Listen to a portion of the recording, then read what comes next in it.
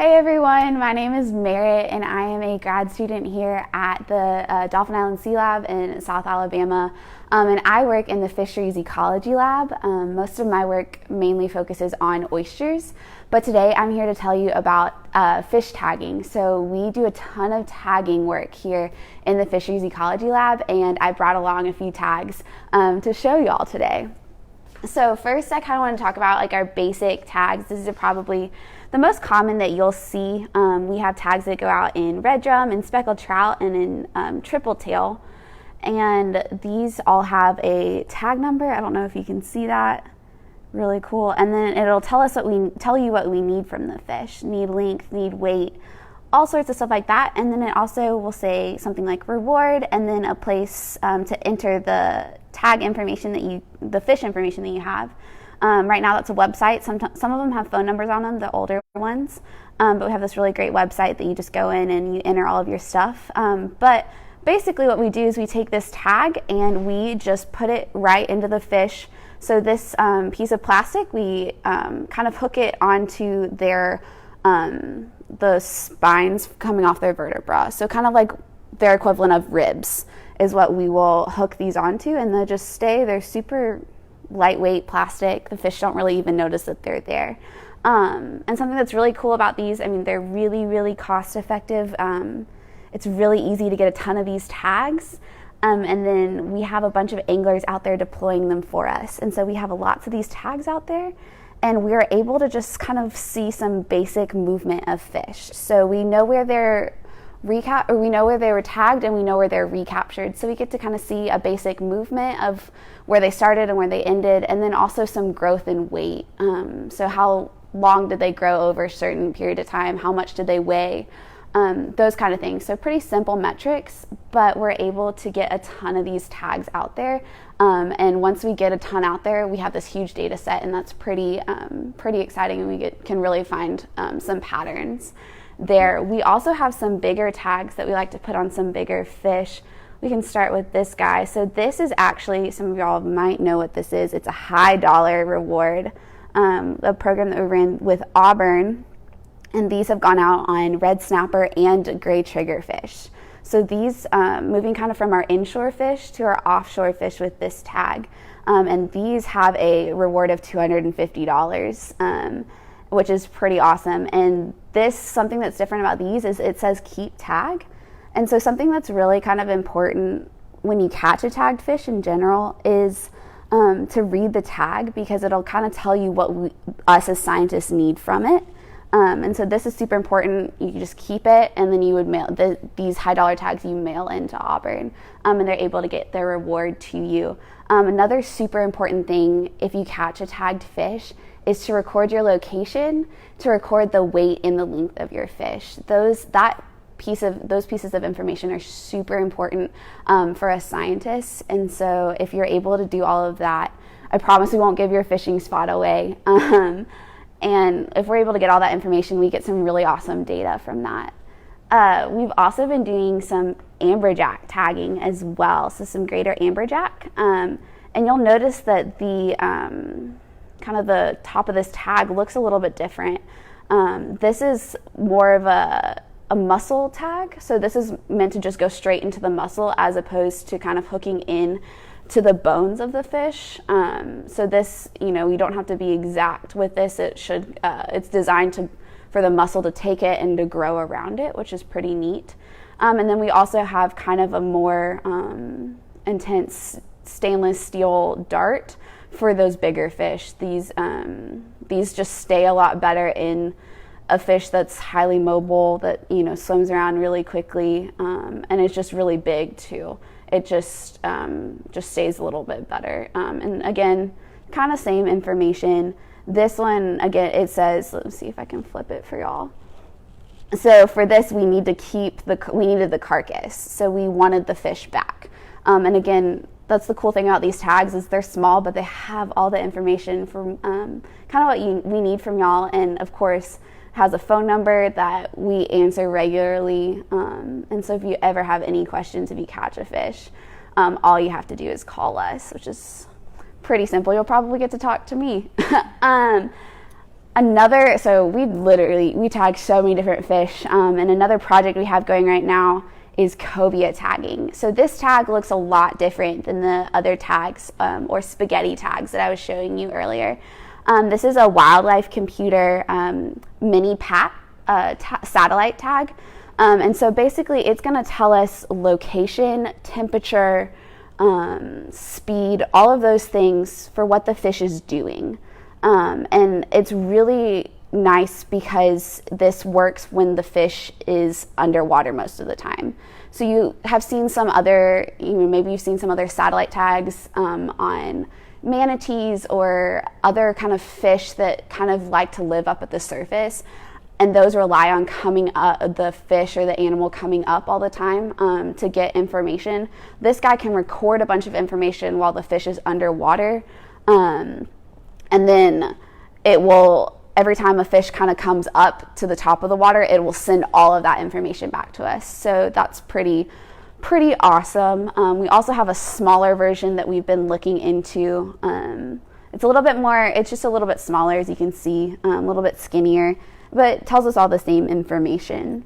And then the last set of tagging that we do here is acoustic tagging. And so we have these really awesome acoustic tags that we actually put inside the fish. So as you can see, there's kind of different sizes. We have historically been tagging red drum and speckled trout, and that's kind of what you're seeing here with this bigger tag.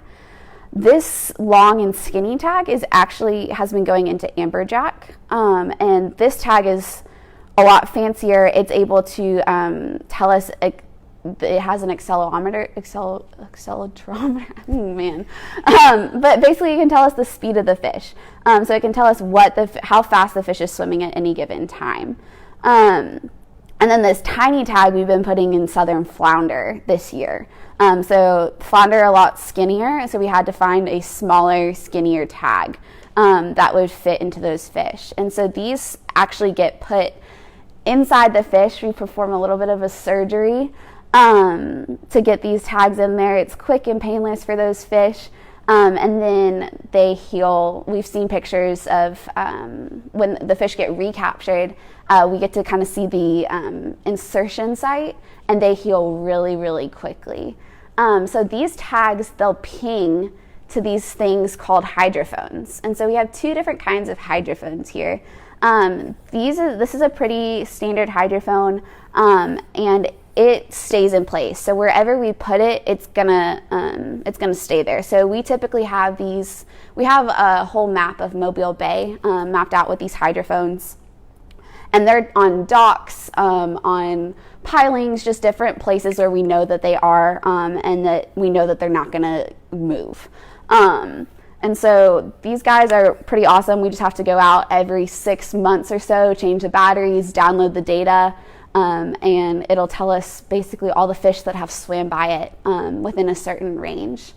And then we have these really cool acoustic release hydrophones. So these guys are special. They have this pin at the bottom that when we send it a certain signal, this pin will pop out, and this hydrophone will release to the top. So kind of the thought process with that is we have floats attached to these hydrophones, and then it's anchored at the bottom. So we can deploy these anywhere that there isn't structure, that we can easily attach a hydrophone to, just ping it, and then it pops right up for us. So these are what we have been using for our Amberjack stuff, and we actually go out and put these on artificial reefs out way offshore. So these are really awesome because we're able to retrieve that information even from such a great depth. So we do have a couple of questions. Awesome. Is 5. She would like to know if the tags biodegrade. The tags do not biodegrade. So these are actually plastic tags because we want them to stay that way. We want to be able to get that information back. But as you can see, some of the older tags that we had, I pulled one out for you, Pippi. They had wire in the middle of them. So sometimes the plastic coating, after a really long time, it picks up algae, it picks up all sorts of different stuff. And sometimes it's incredibly hard to read, but this tag is a special tag, and it has that tag number on the inside so that we're still able to see it. So while these don't biodegrade, most of the time we do get them back. So we're able, we don't really have to deal with that.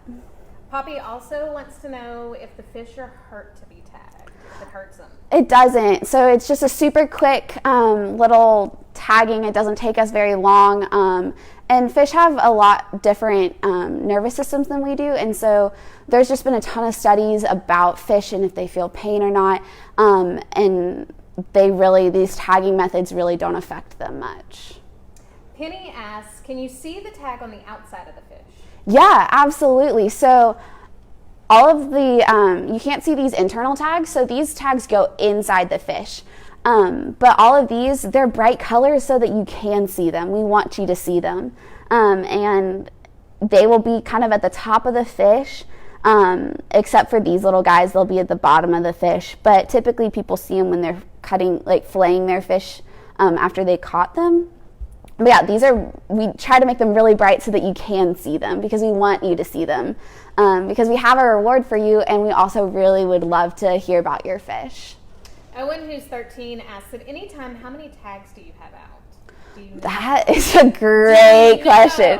I do not know how many tags we have out, Owen. We have so many tags out. So what I can tell you is we started a angler tagging program with the CCA Alabama, to tag both red drum and speckled trout with these smaller tags, and we have thousands of tags out just with those over 2 years. And we are, for the Highdollar tags, we're putting out 250-ish. I don't know that number exactly, but at least 250 tags every time that we, every season, not every day.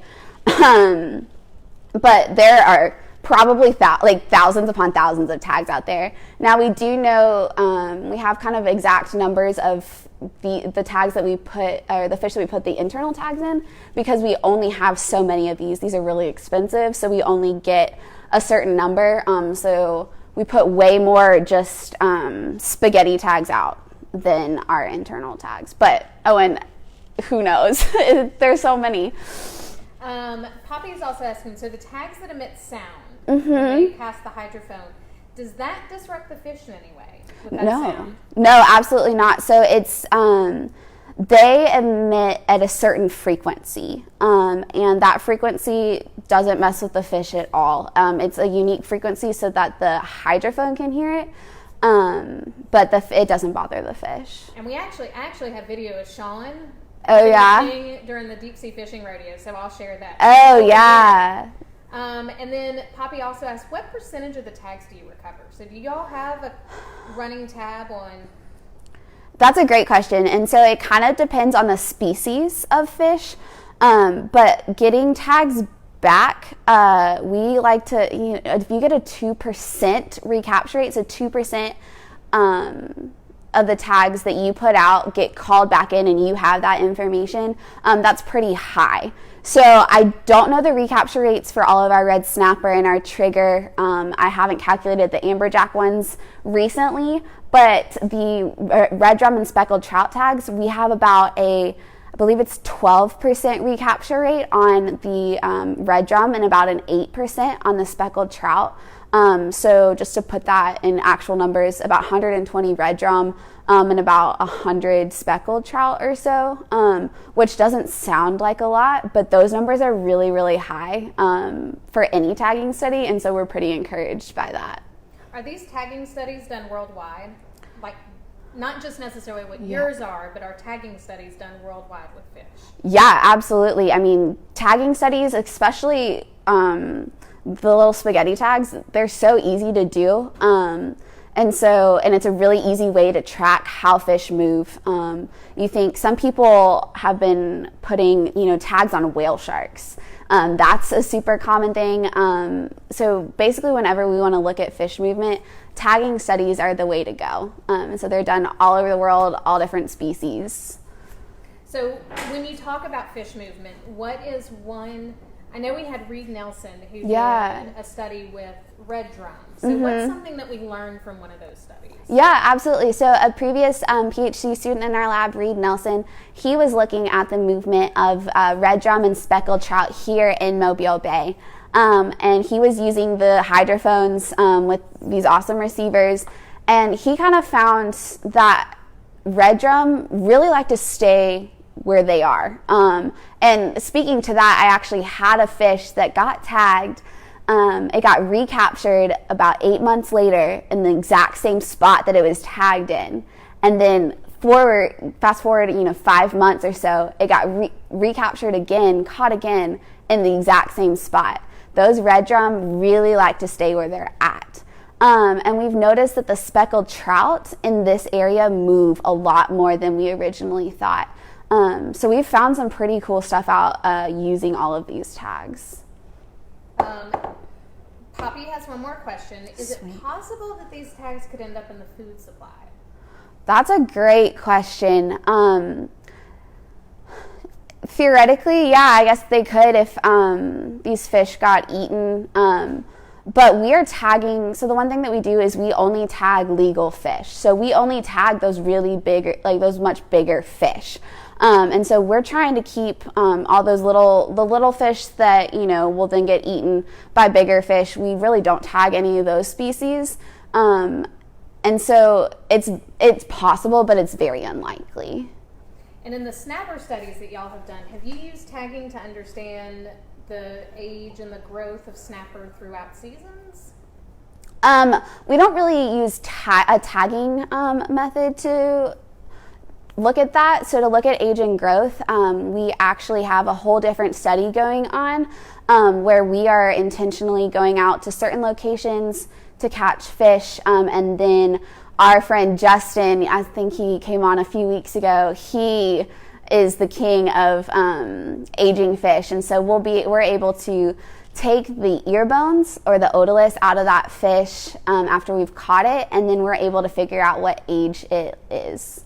So if somebody's interested in the angler program, is there a place that they can go to learn more information? Yeah, absolutely. You can email me, and my email is mmccall@disl.org, and I can get you sent to the right people. We typically, to get involved with the angler tagging program, you need to be a member of the CCA, Alabama CCA, and you have to attend a tagging workshop.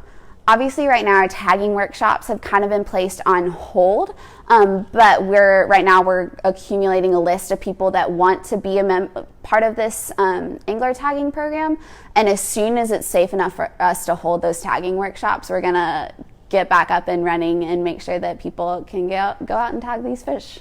So last thoughts. If somebody catches a fish with a tag, what do you really encourage them to do? If you catch a fish with a tag, first thing you do, whether you keep it or not, take a picture of that tag. Take a picture of that tag and then take a picture of your GPS. Those are the two most important things.